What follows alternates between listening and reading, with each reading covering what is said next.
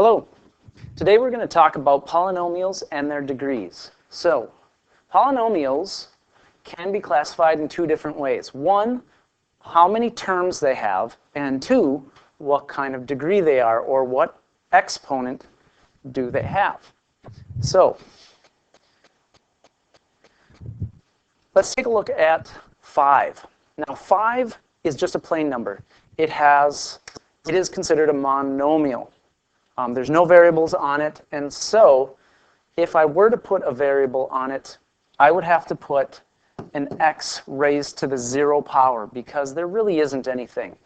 Anything raised to a 0 power equals 1, so 5 times 1 keeps its original 5 value. So the degree, the exponent on x would have to be a 0, so 5 is a degree 0. There's only one term, so we call it a monomial. Now the next one has two terms. It's an x and a plus 5, so those are two separate terms. The plus and the minuses separate our terms, and so being two terms, we're going to call this a binomial. Binomial, like two terms, can be classified degree-wise by looking at its exponent. Now, it's just a single x. That means the exponent we assume is a 1. So if it has an exponent on a variable that is 1, it would be considered a degree 1. 3 terms, that's a trinomial. Looking at the exponent, now I have two variables. I have an x squared and an x. I'm going to look at the term that has the highest exponent on it. So I'm not going to look at just the plain x. I'm going to look here at this x squared. So being that is a 2 in the exponent spot, then it is going to be a degree 2. So as I keep adding terms, and if I look at this 3x cubed plus 2x squared plus x plus 5, because there's more than 3 terms, we're just going to call this a poly or many nomial, polynomial. So if it has 4 or more, we just call it poly. And the degree, we're going to look at the highest exponent. That would be the 3 or the cubed. So it is a degree 3 polynomial. So as I look at these two values down here, I can first look at how many terms do I have. One term and separated by a plus, and then a second term. So this has 2 terms. I'm going to call this binomial. Now degree-wise, when there's multiple variables all multiplied together, the exponents of those variables get added together. So this 3x squared y cubed, we're going to combine those and add those exponents together. So this turns out to be a degree 5 because we have 2 variables multiplied together, both of which have exponent on them. We add the exponents. The 5xy would have a degree 2, and so the degree 5 is higher, and so this whole binomial is just going to be a degree 5. Now this next one that has 4 terms over here, it looks like a polynomial, but if you look closer, we have like terms. And if they're like terms, you can combine them. Let's add those. 3x's plus 4x's, that's 7x's. And then a plus 5 and a plus 1, that's a plus 6. So it simplifies down to a 2-term binomial. And so now I look at for degrees, it's got a variable that's single, so we will call this degree 1.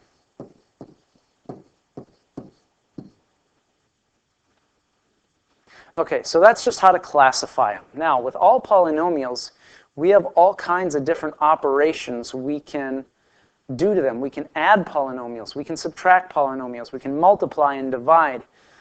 Today we're only going to talk about multiply. We'll leave divide for a little bit later. But first of all, when we go to add these, really these two polynomials, the parentheses, aren't really doing anything because Nothing's being multiplied times them. So you could drop those parentheses and simply add the like terms. So to add two polynomials together, you're simply adding like terms. 3x plus 2x is 5x's, and a plus 4 and a plus 3 is a plus 7. So adding polynomials is just adding like terms. Subtracting is just like it, except for one important piece that you have to pay attention to, and that is the subtraction sign.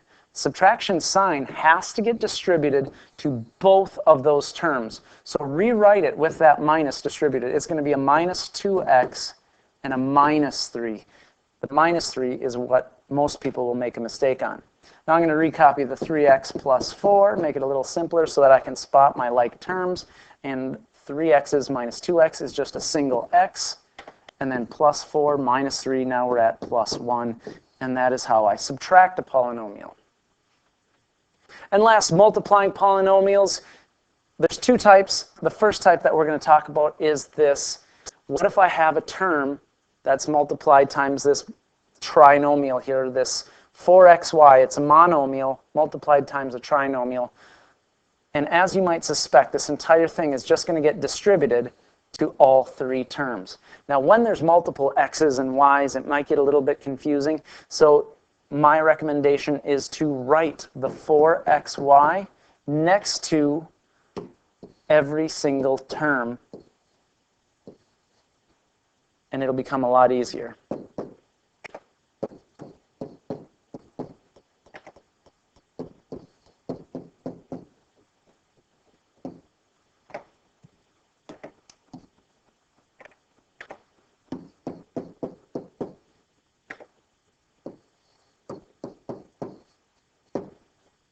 All right, now that we can see our multiplications together, now I can reorder these. I can just look, since it's all multiplications in between all these, we're going to multiply the 3 times the 4 and get 12. We're going to multiply x times x squared. That's going to be an x to the third. That's 3 x's multiplied together. And last, don't forget about your y. Every time you get to a plus, it's like setting and restarting again. We got 4xy multiplied times the middle term now. So start with your integers or your coefficients. We have a 4 times a 2 is 8. We have a x times an x, which is an x squared. And now we have a y times a y, which is y squared. And the last term. So a 4 times a 5 is a 20. We only have one x, so it just stays x. And a y times a y squared, that is a y cubed. That is y times y times y. Last thing I want to do is I want to look closer. Are any of these the exact same? Are any of these terms identical? All of these seem to be different, so that means that's as simple as I can get. This is my answer to the multiply of a monomial times a trinomial. We'll talk later about multiplying two binomials together, but for now, this is what I want you to focus on: adding polynomials, adding like terms, subtracting polynomials, distribute the negative sign, and then multiplying polynomials makes it a whole lot easier if you just rewrite whatever you're multiplying times every term next to each term. Good luck. Have a great day.